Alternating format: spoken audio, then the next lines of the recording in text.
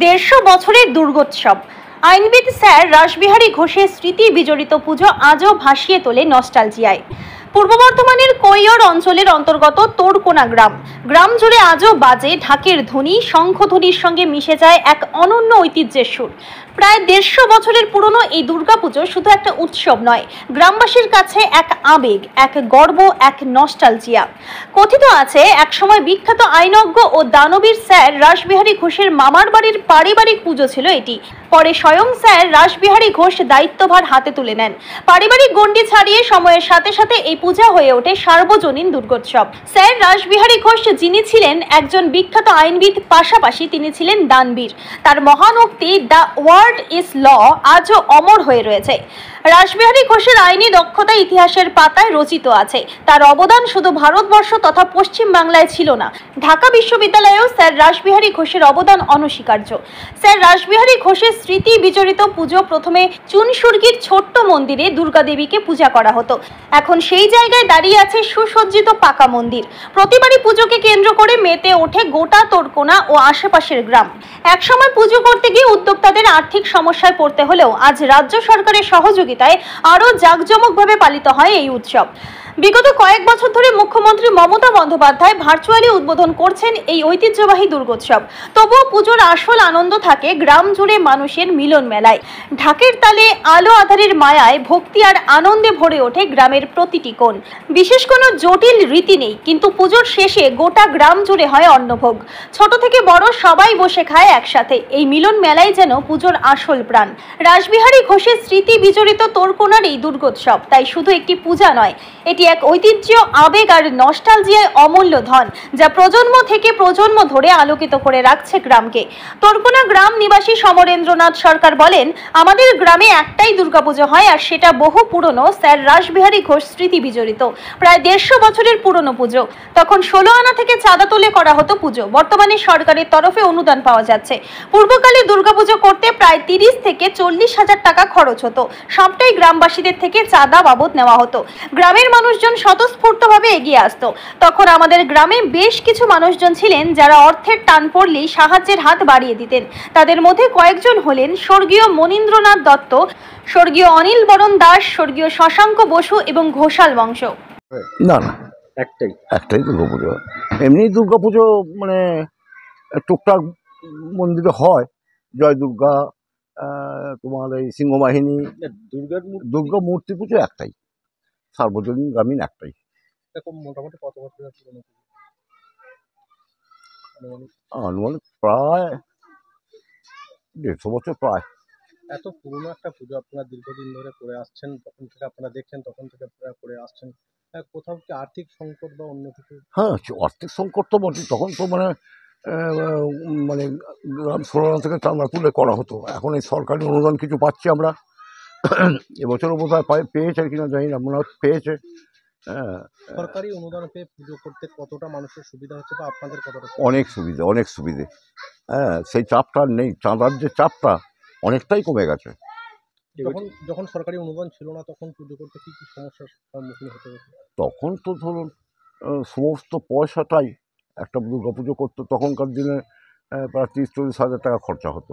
সেই সব পয়সাটাই এই গ্রামের সাধারণ মানুষের কাছ থেকে নেওয়া হতো। পুজোর আগে কি কোথাও অনিশ্চয়তায় ভুগতেন যে আমরা পুজো করতে পারবো কিনা আর্থিক সংকটের জন্য?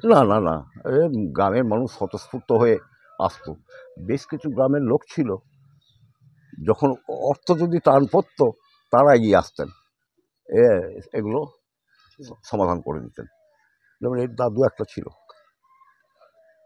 এর দাদু মনীন্দ্রনাথ দত্ত, অনিল বরণ দাস, এখানে ঘোষাল মশাই, এমনি করে বেশ কয়েকজন লোক, শশাঙ্ক বসু, এরা সব যেটুকু ডিপোজিট পড়তো 5,000 10,000 ওনারা ভুগতান করে দিতেন। আপনারা তো প্রবীণ মানুষ, দীর্ঘদিন ধরে পুজো করে আসছেন, বর্তমান নবীন সমাজকে কি বার্তা দেবেন যারা পুজোর উদ্যোক্তা এই মুহূর্তে? কি বলবো, ওনারা নবীন সমাজ ভালোই পুজো করছে, এবং বেশ যথেষ্ট শ্রদ্ধার সঙ্গে মায়ের আরাধনা করছে। এই পুজো তো মুখ্যমন্ত্রী মমতা বন্দ্যোপাধ্যায় বেশ কয়েক বছর ভার্চুয়াল উদ্বোধন করছেন, কেমন লাগে সেই? ভালো, দারুণ উদ্বোধন। শুনে আসছি বাবা ঠাকুরদার কাছ থেকে, সেটা হচ্ছে আনুমানিক 150 বছর আগেকার পুরনো পুজো। রাসবিহারী ঘোষ বা ওনার মামারা পুজো করতেন। এটা ওনার মামার বাড়ি।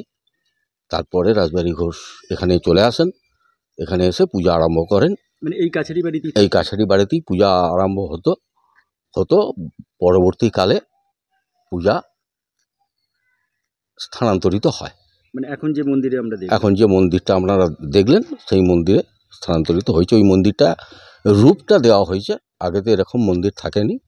আগে তো ওই ছোটোখাটো একটা নাট মন্দিরের মতো ছিল, সেখানে পূজা হতো। সেটা কিসের তৈরি ছিল? সেটা ওই চুনসুরকির গাঁথনি দেওয়াই ছিল এবং ছাদটাও ছিল চুনসুরকির। এটা কি বারোয়ারিভাবেই করা হয়েছে? এটা বারোয়ারিভাবেই করা হয়েছে। মানে আমরা এটা বলতে পারি যে রাসবিহারী ঘোষের যে পরিবারের যে পুজো এবং মামার বাড়ির সেটা সেটা ঐতিহ্য মেনে আমরা ওইখানেই ওই স্থানান্তরিত জায়গায় করছি।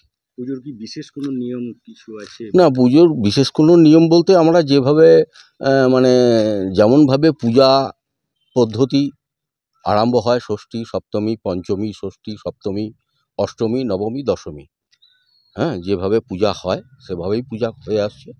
আমাদের এখানে একটা ঐতিহ্য আছে, যেটা হচ্ছে আমরা দশমীর দিন মাকে খিচুড়ি ভোগ দিই এবং দশমীর দিন আমরা গোটা গ্রামের লোক বা আশপাশের গ্রামের লোককেও আমাদের এখানে খাওয়ানো হয়। অন্নকূট যেটাকে বলে। এটা বিগত বেশ কয়েক বছর ধরে দেখছি মুখ্যমন্ত্রী মমতা বন্দ্যোপাধ্যায় ভার্চুয়ালি উদ্বোধন করছে, কেমন লাগে কি বলবো? ভার্চুয়ালি উদ্বোধন করাটা মানে যবে থেকে উনি অনুদানটা দিতে আরম্ভ করেছেন তবে থেকে ভার্চুয়ালি সভাটা উনি করছেন। তো এটা আমাদের পূজা উদ্যোক্তারা যারা আছি আমাদের ভালোই লাগে, কারণ উনি যে ডোনেশনটা দেন সেই ডোনেশনটা দিয়ে আমরা পুজোটাকে একটুখানি জাঁকজমক পরিপূর্ণ করতে পারি।